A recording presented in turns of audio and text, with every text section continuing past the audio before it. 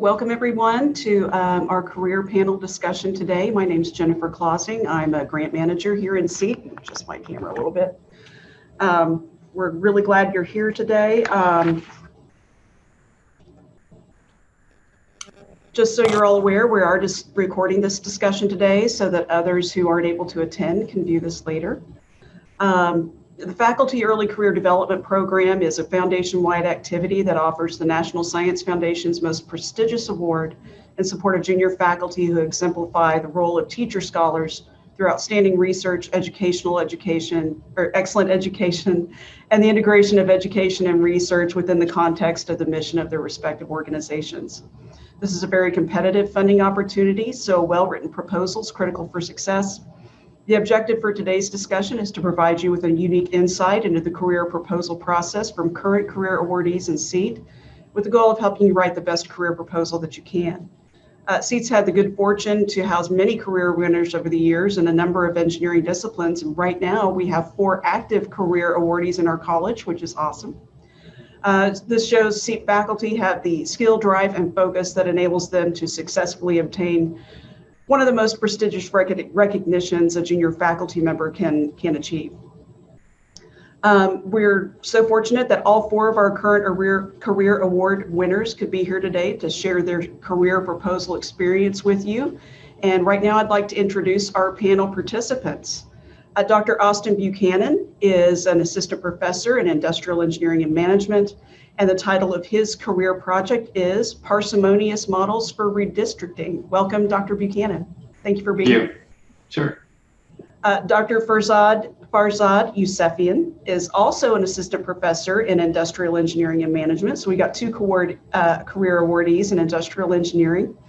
The title of his career project is Advancing Mathematical Models and Algorithms for Decentralized Optimization in Complex Multi-Agent Networks. Welcome, Dr. Yusefian. Thank you for being here.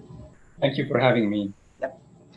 Dr. Jindal Shah is an associate professor in chemical engineering, and the title of his career project is Computation-Enabled Rational Design of Cytochrome P450 for Iconic Liquid Biodegradation.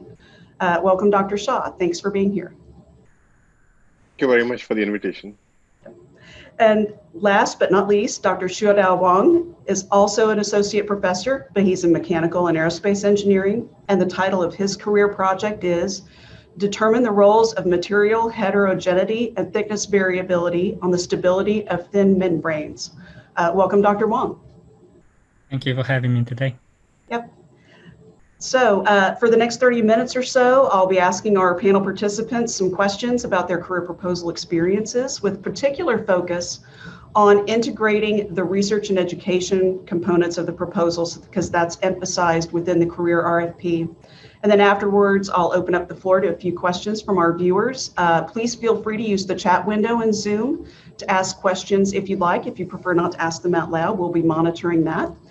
Before we get started, Dr. Bunting, is there anything you wanted to share with us?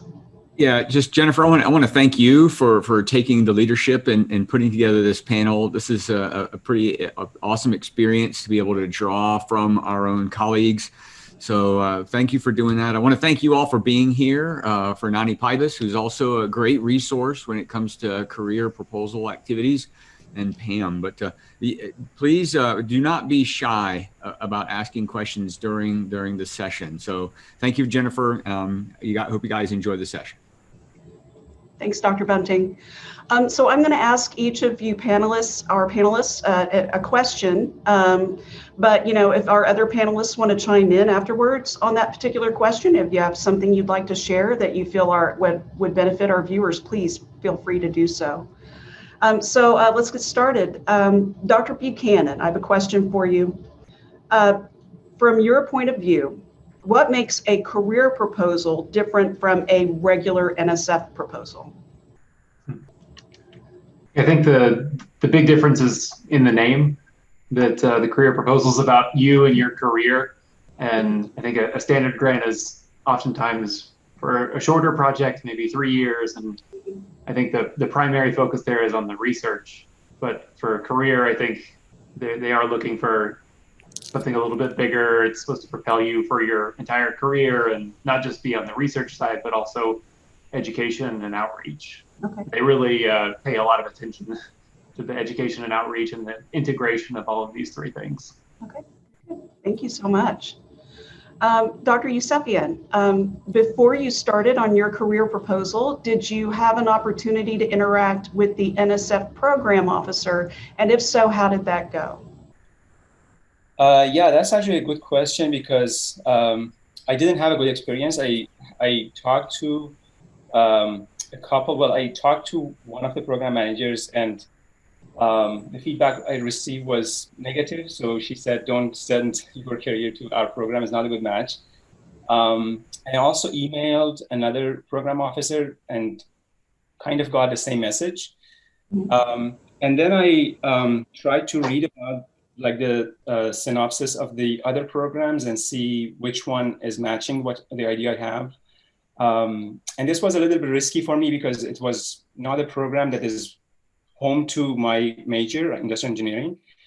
So I got my career from EPCN within ECCS division. And so after I realized that this program has funded other people within the same affiliation, I got a little bit more comfortable. And then I submitted my proposal. A week before the due date, I attended the American Control Conference. And there was a session where NSF program officers had a talk about EPCN and what topics they're interested in. And there was one sentence from the program officer there, which was really promising to me. And he said, Dr. Wyatt, he said, don't worry about the match between the program and the career. For career, we have much more flexibility to even ask other programs to review your proposal. So that was really promising. And that was the reason I was comfortable with submitting my proposal there. But communication was very little, one-sided, basically. Okay. So. Can I add something here? Yeah, absolutely. Please. Okay, I totally agree with Dr. Yusefian. I think everyone's experience is different in the matter of communicating with the program managers. My experience was I went to panels to review proposals, and that's the best way to interact with program managers. If you find a fit, then that's a great way. You go there, you do something for him, and during those reviewing meetings, you can also ask him to review your abstract or your idea, etc. And that's very helpful for me. But also the other side of experience when program managers say, oh, no, it's not fitting here, that's also a good information because you don't submit your proposal there because you only have 3 chances. So the interaction, to me, I think it's the most important aspect because program managers are looking for, like Dr. Bajanan said, they're looking for emerging scholars. So they're looking for people. So if you can expose yourself to him and impress him in sector, then I think you get a better chance. So that's one of the aspects of the career proposal or program. They're looking for good people. So you have to show them that you are active, you are doing your research, you are actively searching for opportunities, etc. And that's a very good impression for them. So my take on this. Okay, thank you so much. So the takeaway really is don't box yourself in so much and think that just because a program exactly matches, your research focus, it's going to be a perfect match. And to also not discouraged if that isn't the case, and to look, again, think outside the box, see what might fit, ask questions. And then Dr. Wong, you're saying serve on a panel.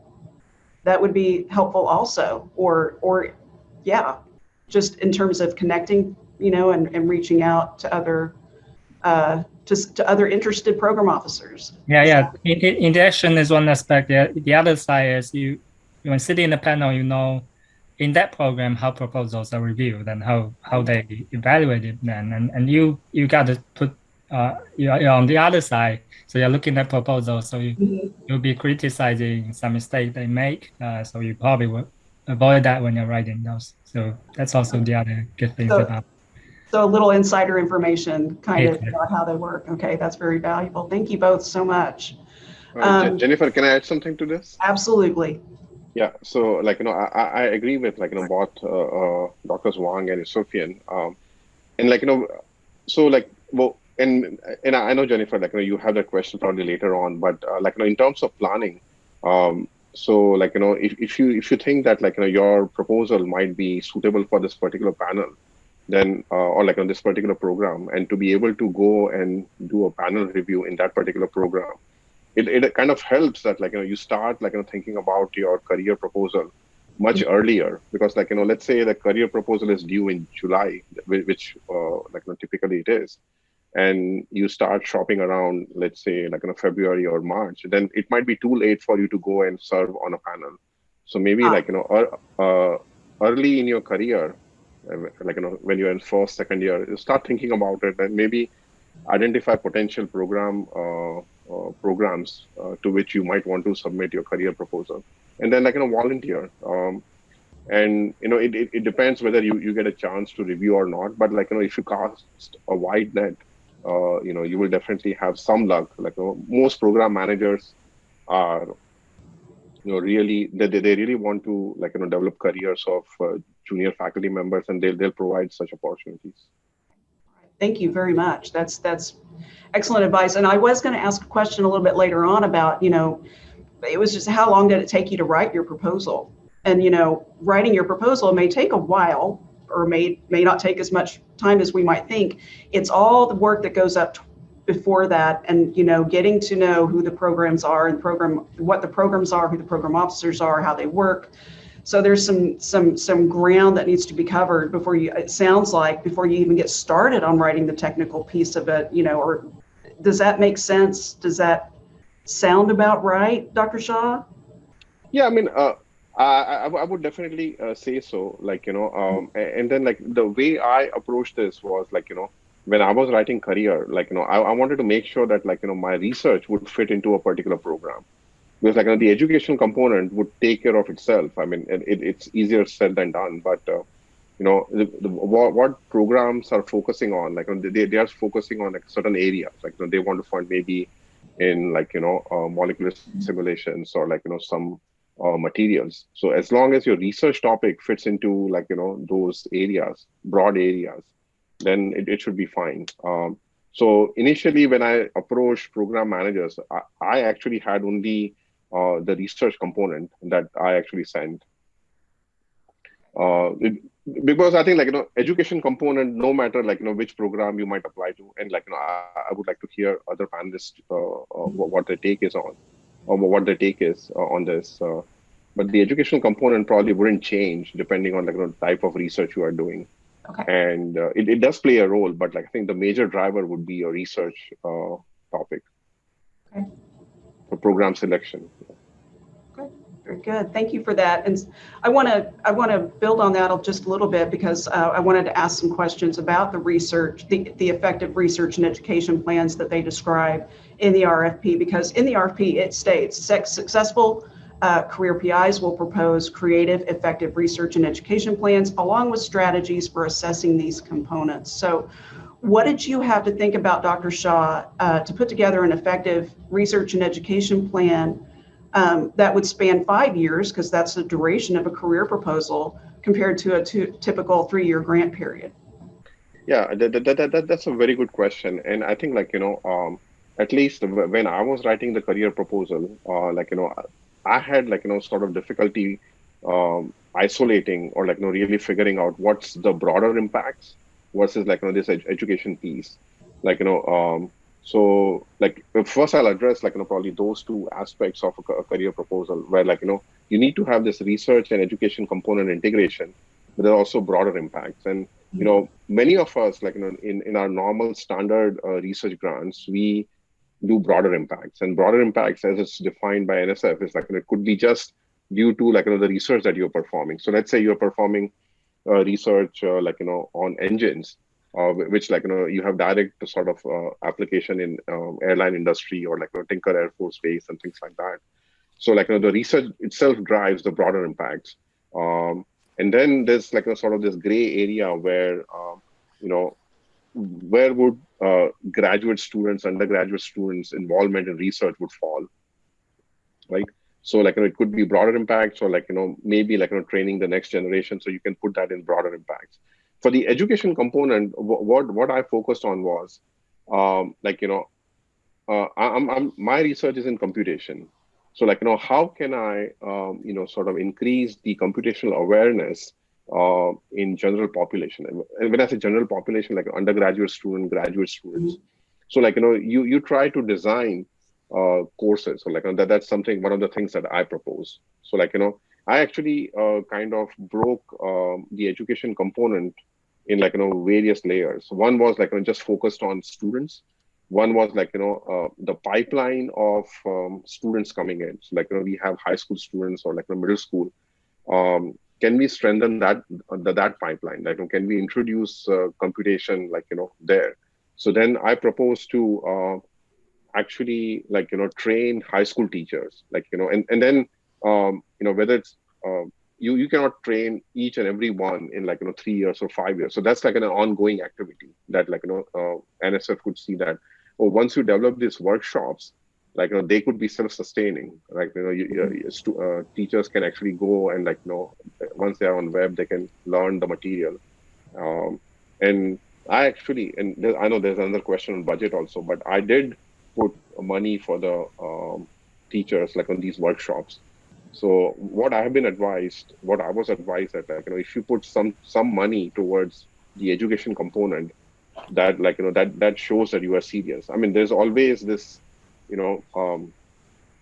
inclination to use the entire budget for, or most of the budget for research, but try to set aside education component. And I can add more to it if people want. And I want to give others to chime in if they have anything to say.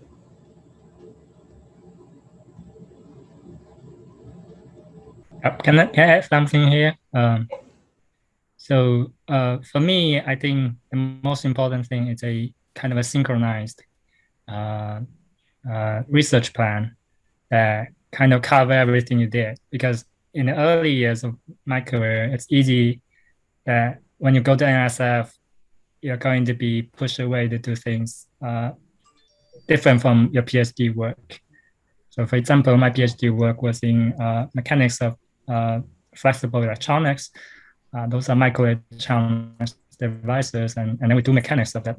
And then when I came to OSU, there's a web handling center. So I started doing some web handling work, studying very thin material, which are similar to what I did before, but different topics. And I got collaboration with a senior faculty at UT Dallas. And then he did material characterization of non-uniform materials, basically. And then I was doing all of that in the first 2-3 years. And then finally, I got this idea to just put them together because all of them have stability problems, etc. And then characterization of non-uniform material would be helpful for that. So I put them together into one research program. I think that's the best way to do it because it's easy that everyone will be doing different things and searching for your own research directions. And if you can put all of those together to one research program, then all of the work count because your program manager, well, this guy has been thinking about this all the way along the way, but it's not really that, but all the preparations, all the work you've done, you can put that into your research program, and I think that's the best way to compose your research idea. All right, thank you so much for sharing that, Dr. Wong. Appreciate that. Dr. Buchanan, I have a question for you. How much focus did you put on the research versus the educational parts of your particular proposal?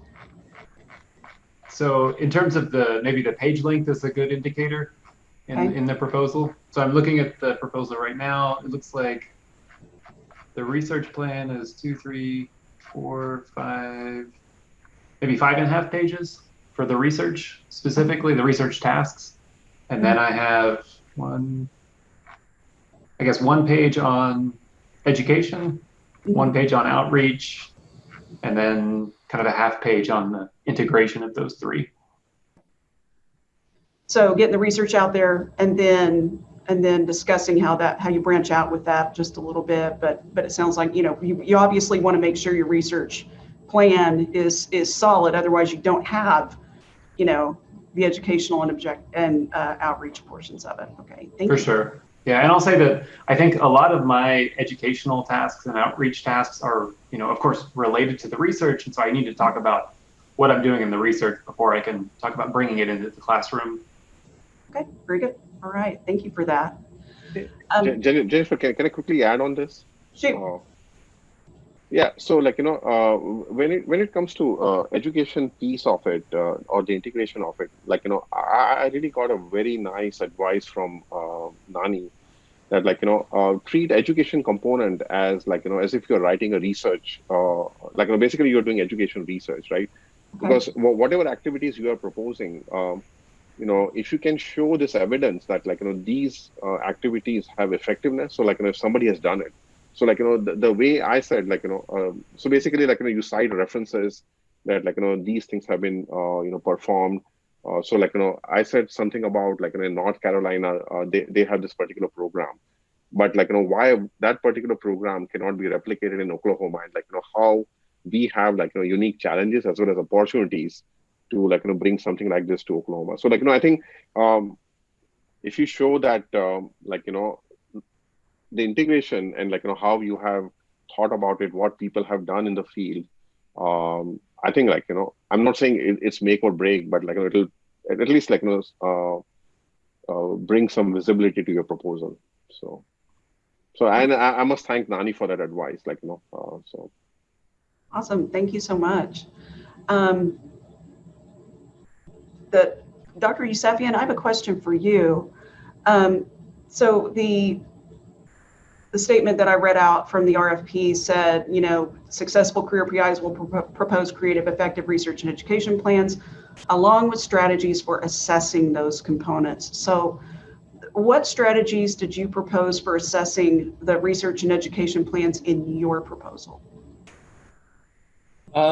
Yeah, and I also, first of all, I want to mention that what I heard from Dr. Shaw and Dr. Buchanan and Dr. Wang, it's all making sense to me. It's interesting how we all, I think the same way, even though we haven't talked about this, but I think part of it goes back to probably workshop by Dr. Pybus, which was really game changer for me. And there were things that I didn't think of them that much serious. One of them was assessment, and it was really important to know them, to know that those are really important to have in the proposal. For example, the department letter from the letter from the department head, that really matters, and also assessment. So to talk about assessment for education, as Dr. Shaw mentioned, I looked at ways, and I read a few documents by NSF on techniques to assess, because there is a lot about methods that you can use and to assess different things. For example, if you're holding a workshop for teachers or for undergraduate students, a summer workshop, there are particular ways to assess the outcome of these and pre and post assessments. So I had to educate myself about these things. I didn't know much about them. And for research, I think the way that you can assess and write assessment is mainly the publication. I think the key way to assess, of course, if you publish our work in recognizable journals and conferences, it's actually a good way to assess our research. But also, if you're working with undergraduate students, naming particular research symposium and workshops that we plan to mentor our future advisees to present their work there. That's so one of the things I think NSF values and reviewers value is how detailed and specific we are. I think all of us know that having an education element like doing workshop or going to museum and having a visit day with the students, their interaction with them is really good idea. But I think what matters and what is important is to be detailed about these things. And we really need to mean these things rather than just, say that I'm going to hold a workshop.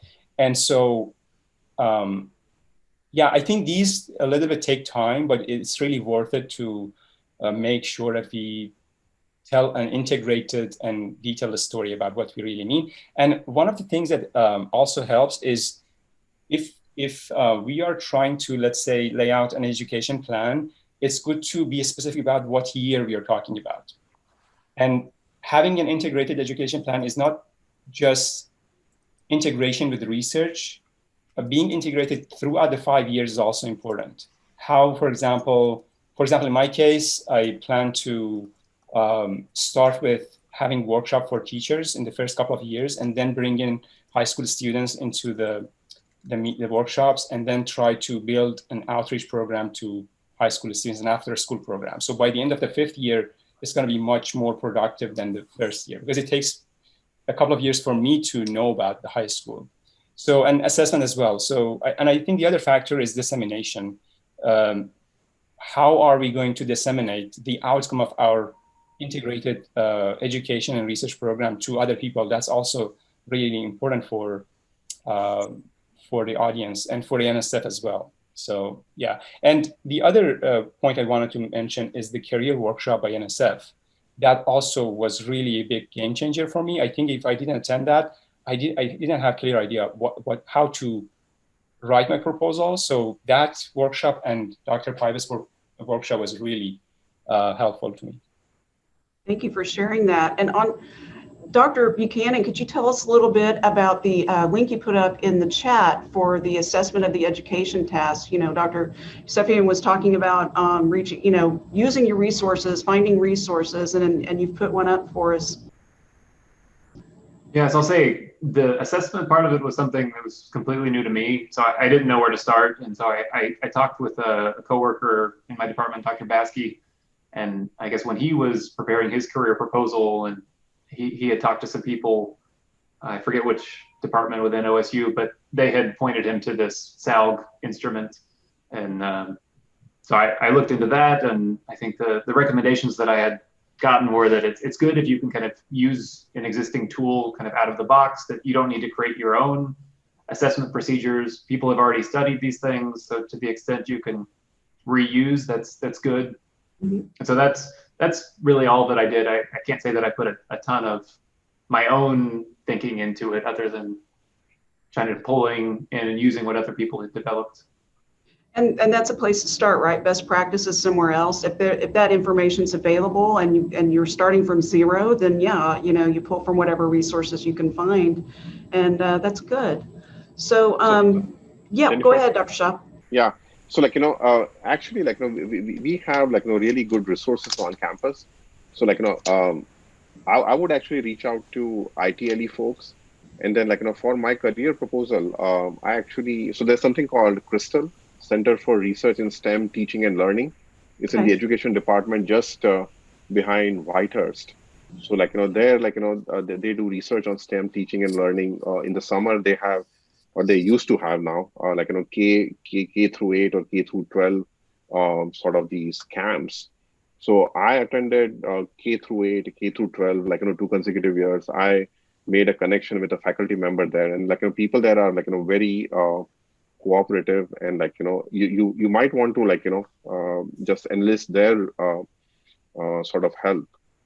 I'm actually working with Stephanie Hedcock in that department, and then whenever I hold workshops, she would be taking care of post, pre, and we are going to look at how how the habits of teachers have changed due to these workshops, and whether it's actually sort of permeating through the school system.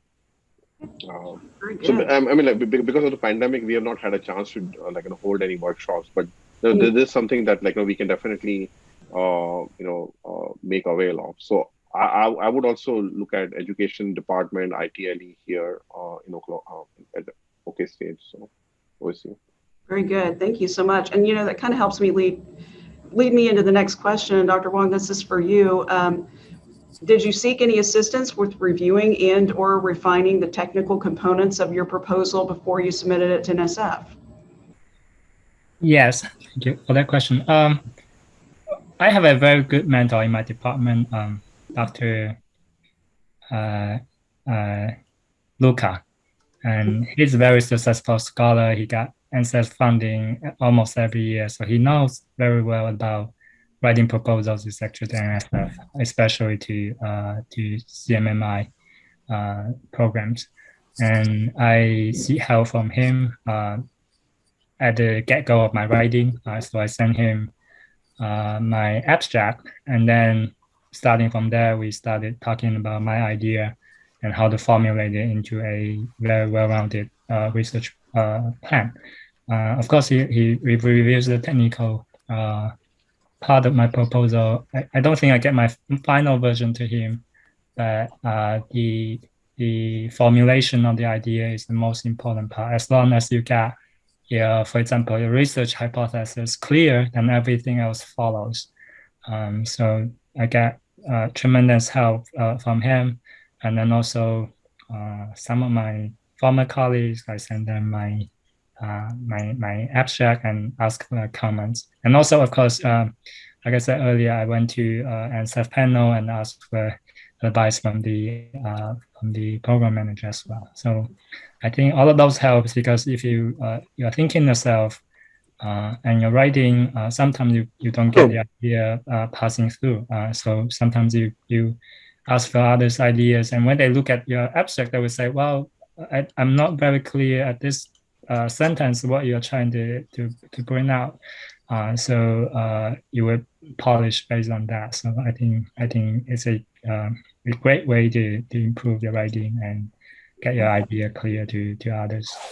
Because reviewers only have, I think, 30 minutes or so, maybe a little bit more to write, to read a proposal and also write the comments. So the more clear your writing is, and the easier your idea is expressed, then it's easier to follow.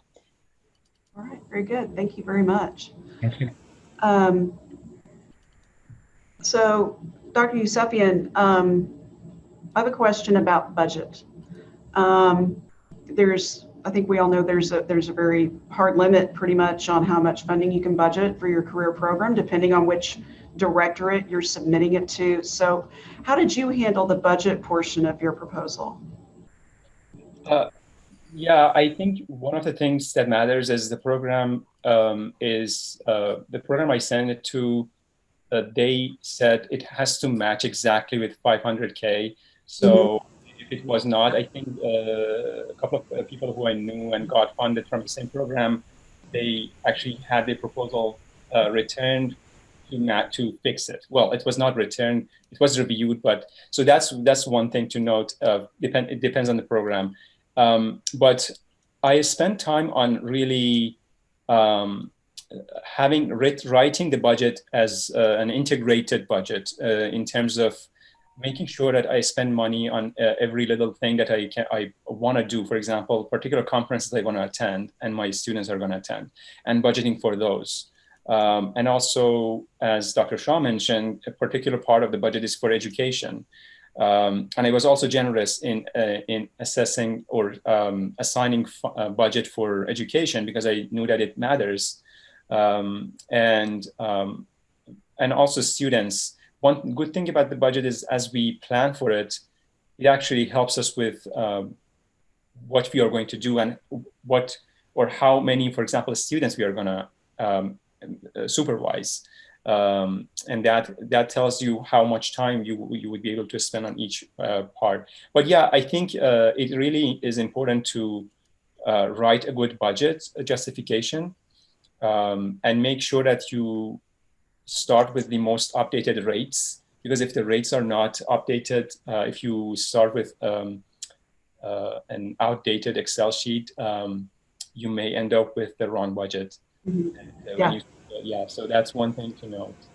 I think it's, I'm not sure how many reviewers would look into budget, but I think definitely there are some reviewers who look at the budget and judge that as part of the whole story, how much time that we spend, how much value did we have for every part of not just the narrative, but every other part.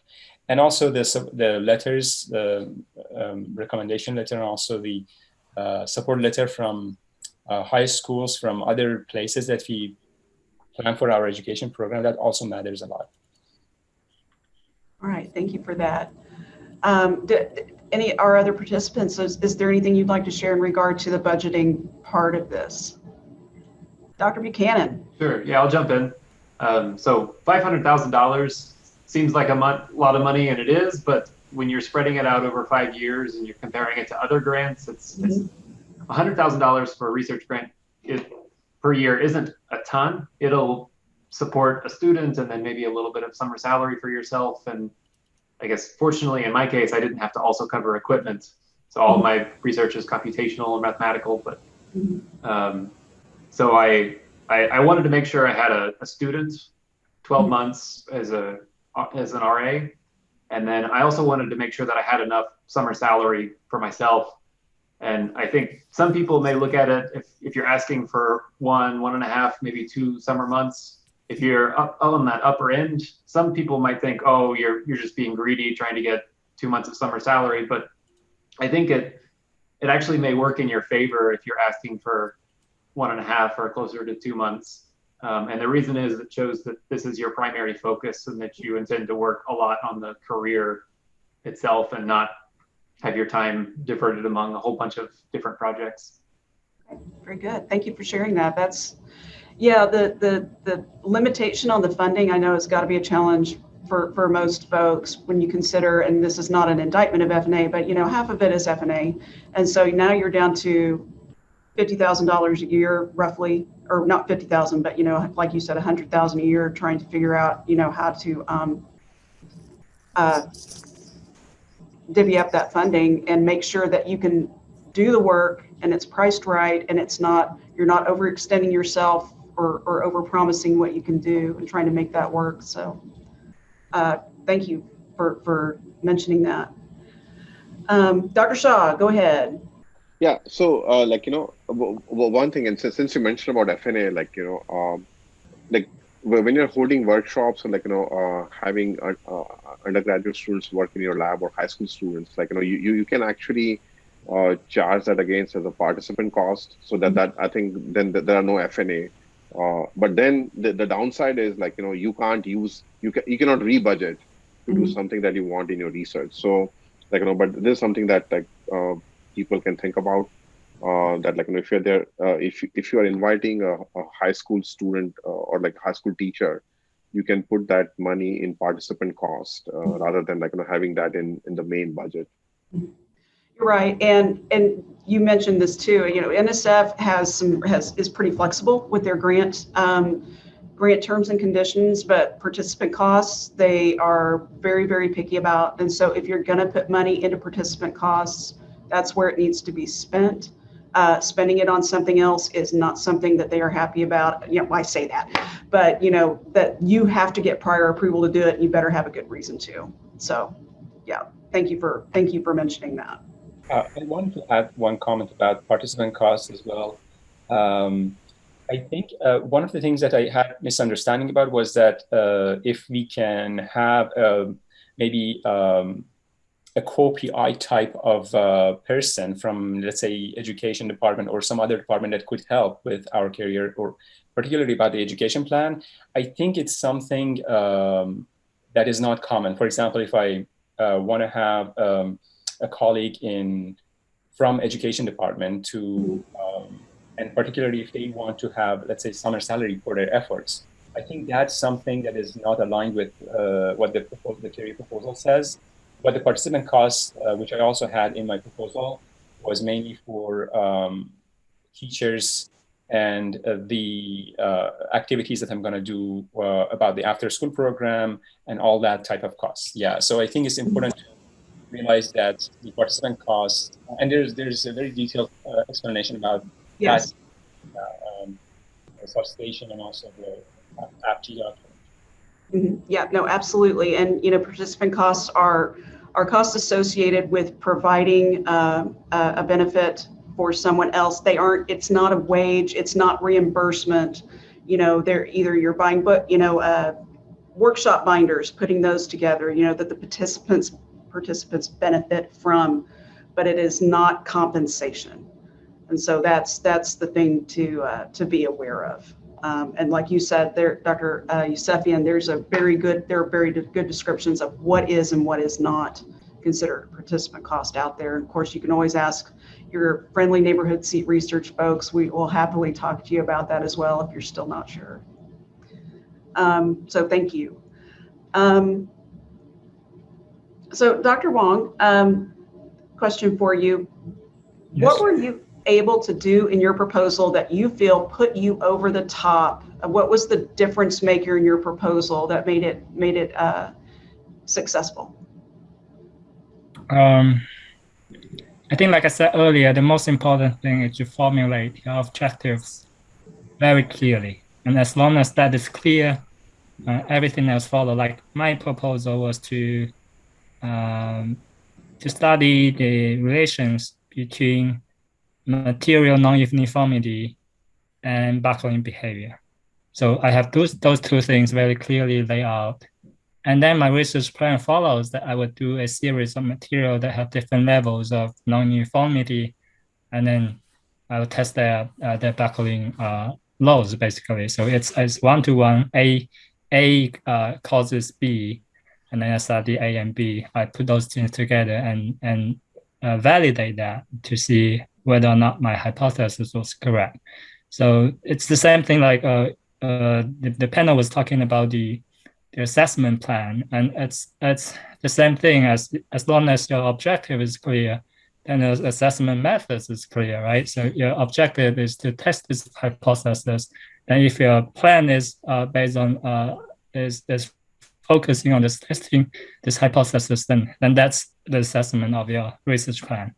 And for the same thing, education objective, if, for example, my objective was to increase the number of students who would like to study mechanics, then your assessment plan would be to monitor how many students in the high school would elect to go into this engineering subject. So I think that's the thing that Dr. Luca taught me to just have your objective is simply and clearly formulated, such that everything else they're reading, they're thinking about this. Because if your objective is not clear, then reviewers started to pick little mistakes here and there and say, well, this part of this research is not clear. That methodology may not work, etc. But if your objective is clear, then there would be, oh, is this for this objective? Oh, this part, yeah, this part is good for testing that hypothesis. So they were thinking around that idea. They won't be distracted. I think that's the thing Dr. Luca taught me the best. I think that's the thing that make my proposal a little bit easier to read. I think that's why they follow it. The reviewer may have a better time reading it, I think. Thank you very much. Thank you. So we got one final question, and I'm going to address this to all of you. You've given us a lot of great advice and a lot of tips and things, but and Dr. Buchanan, I'll start with you. And then again, this will be for all of you. What advice would you give to those applying for a career grant? Oh boy, General, start very early. Okay. Spend a lot of effort on making it very clear, and especially the first page. The first page is the most important part of the proposal. If you lose the readers on the first page, then you're toast. Okay. And I guess if you're seeking advice from other people, it's really easy to give them a one-pager. So, and that's, I think, sufficient. That's all they really need to look at to give you pretty good advice, I think. Okay. Very good. Thank you. Dr. Yusefian, what advice would you give to those applying for a career grant? A few couple of tips I can share. One is that I think we're all fortunate to be at OSU in terms of the resources we have access to for writing a career proposal.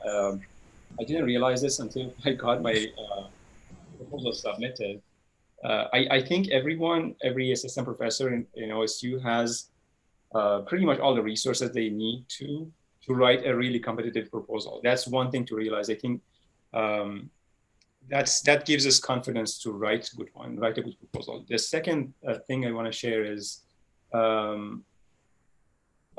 this was mentioned before, but I think one of the things NSF emphasizes on is career proposal is not a research proposal, it's a career development proposal. It needs to be integrated, and integration is a key factor.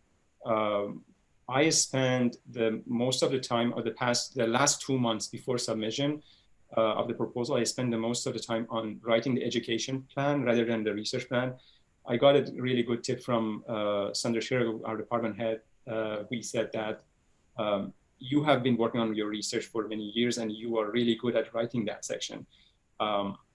And you also have an innovative idea, which you're confident that is gonna be recognized by NSF. But education is something that you need to really deliver well and be detailed about. And one thing that helped me a lot was getting reviews from him, and also Paskey Balacentrum, another colleague of mine.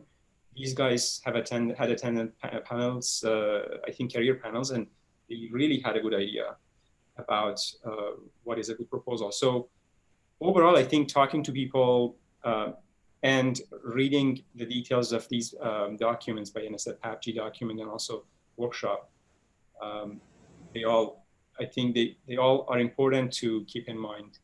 And yeah, so that's pretty much, I think the main point is that if we have some idea that we are confident about, and maybe I can add this also at the end,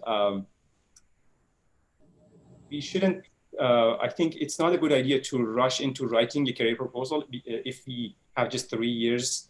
I got my career proposal with the first try, but I missed my first chance. So I didn't submit it in the first year. And then the second year I submitted it, and the reason was I didn't feel confident about writing in the first year. And I think writing a career proposal late, but a good one, is better than writing some proposal in rush and then try to fix it or revise it over and over. It's really hard, and at least for me, disappointing to go back to my computer and start revising a rejected proposal.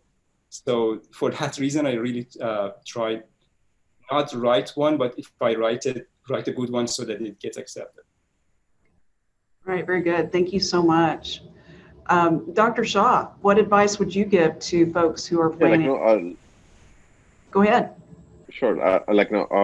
We have gotten like a very, very good advice from Dr. Yusefian and Dr. Buchanan.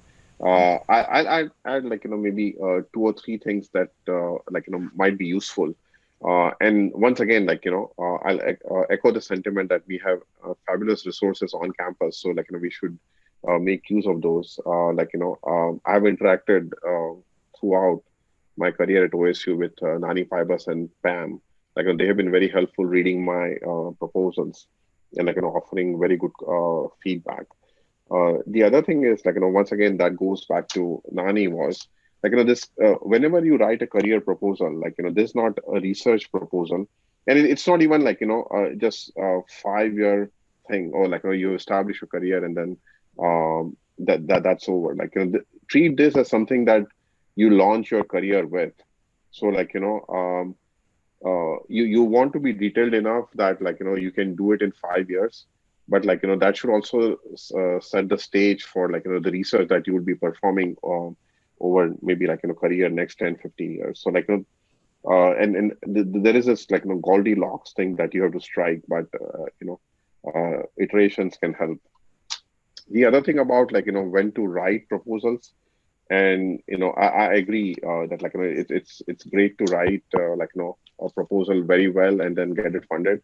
My proposal actually it was the second time that it got funded. So so the second submission. So one thing that I was told that if your first try or second try is not successful, take whatever feedback that you get from the reviewers and integrate it.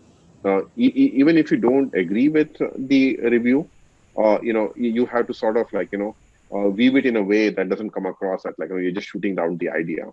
Maybe this particular suggestion is pretty good, but it's not really applicable to my research or what I'm proposing. And once again, that may have to do with how I might have explained that particular concept. So it needs a little bit of refinement.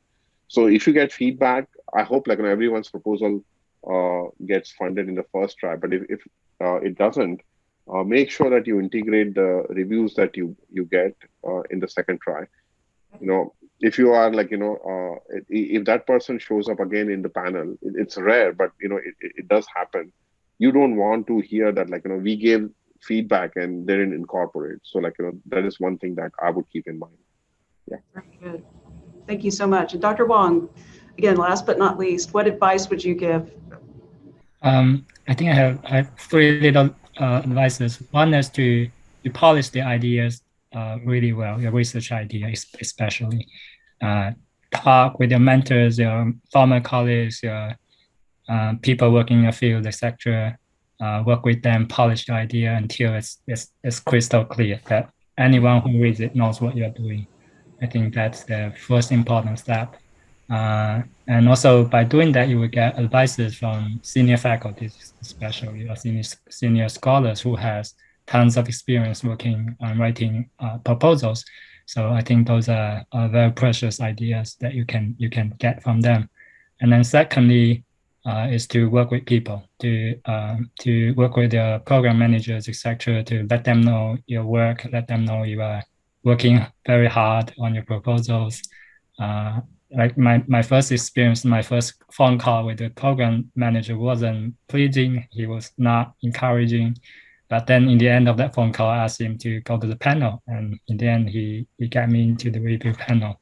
So that's ways to interact with them. Sometimes it could be really discouraging, especially when you're young, when you're senior, when your ideas is not polished. You got lots of discouragement.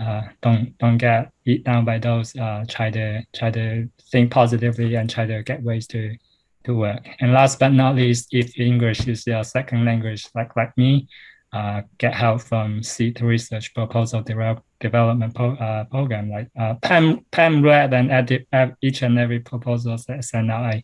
I greatly appreciate that. And that's also, it's not just language, but also it's like how to get your idea more easier to understand. I think that's the third advice I would have.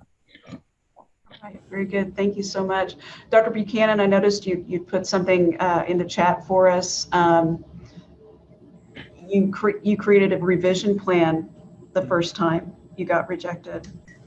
Yeah, so I created basically a table, Mm-hmm. just a one-page table, and I had maybe the 3 to 5 biggest complaints of the reviewers, trying to summarize them into categories. And then, so on the left-hand side, I had the reviewers' complaints, and on the right-hand side, I had what I proposed to do about it to address them. And then, fortunately, the program director was visiting OSU, and so I asked for a 30-minute meeting, and I just shared the revision plan and just asked what she thought about it, if she thought that would address the reviewers' concerns, and I got some valuable feedback from that. Okay. All right, excellent. Thank you so much for sharing that. That's great advice also. So those are the ends of my questions.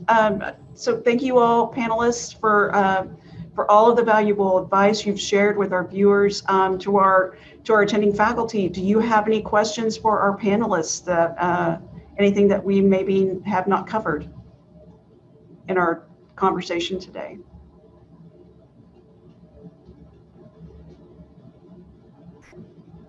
Okay. All right. Well, thank you all again so much. I hope this was beneficial for all of you. And if you can give us a round of applause for our distinguished panelists, that would be great. A virtual round of applause, if you can. All right, there we go. Thank you all so much. Dr. Yusefian, Dr. Buchanan, Dr. Shah, Dr. Wong, we are so grateful that you participated in this panel today. And I think we're going to end our session now. So thank you all again. If you have any questions for us, down the road, let us know about your career proposal. Maybe we could perhaps reach out to one of our career awardees and maybe ask a question if we could, if that would be okay. But I think that's all. So everyone have a wonderful weekend. And again, thank you all so much for participating on this today. We really appreciate it. Thank you for having me. Thank you very much, Jennifer. Bye-bye. Yeah. And